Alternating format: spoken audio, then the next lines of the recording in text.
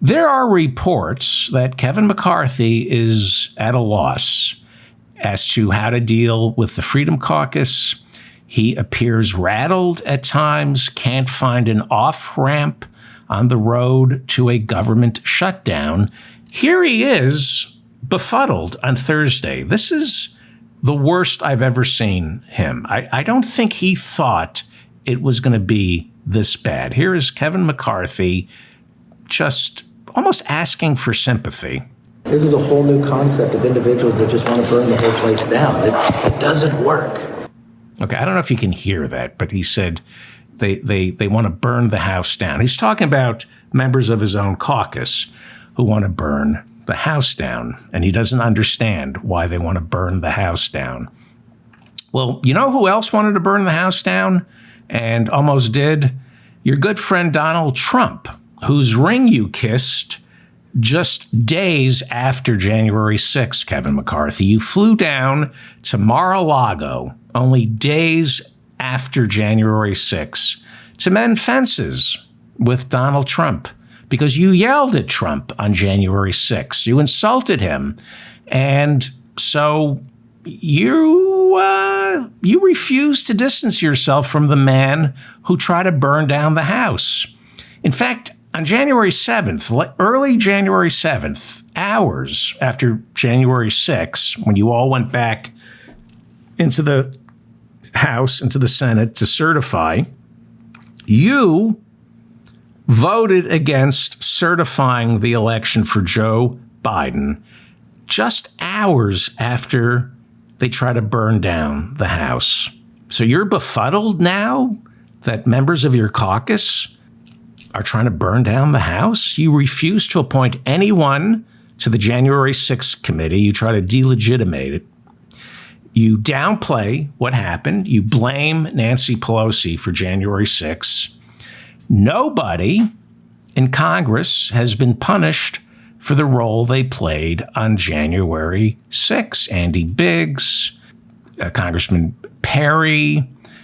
There are a couple of Congress people who you should be disciplining for the role, or at least looking into the role that they played on January 6th.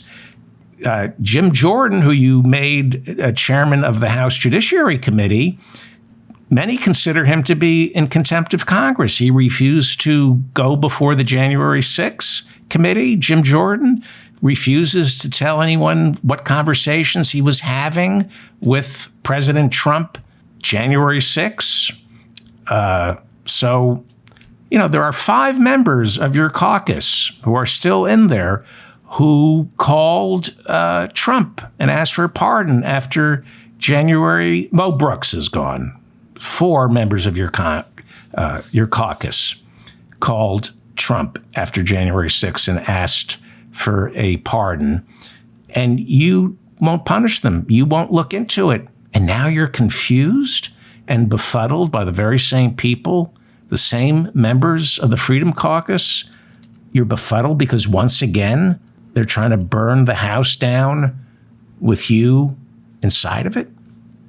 There is word that Kevin McCarthy is now reaching out to Democrats to see if he can get their help in passing this continuing resolution. Now, remember, Republicans in the House only have a 5-vote majority. All it takes is 5 Republicans to derail the budget negotiations and shut the government down. McCarthy now is reportedly reaching across the aisle, attempting to see if he can land some Democrats. Matt Gaetz of Florida has become McCarthy's arch nemesis. Gaetz calls McCarthy a liar whose time is up. Matt Gaetz is constantly threatening to introduce a motion to vacate the chair, which means Congress would have to hold another all-night round of votes to elect a new speaker. We went 15 rounds to make Kevin McCarthy speaker. God help us if we have to elect a new speaker and it isn't Kevin McCarthy. Who's on the bench? Steve Scalise? On Thursday, Gaetz was asked what he thought of McCarthy working with Democrats to pass a continuing resolution. If Speaker McCarthy relies on Democrats to pass a continuing resolution, I would call the Capitol moving truck to his office pretty soon, because my expectation would be he'd be out of the Speaker's office quite promptly. Now, I don't know what's going to happen. Monday, McCarthy has to get a continuing resolution out of the House and into the Senate. Maybe he can get Hakeem Jeffries, the House Minority Leader, the Democrat, to give him the votes he doesn't have. There might be a way that McCarthy can embarrass the Democrats and make them complicit in the government shutdown. The Democrats are enjoying this, as well they should.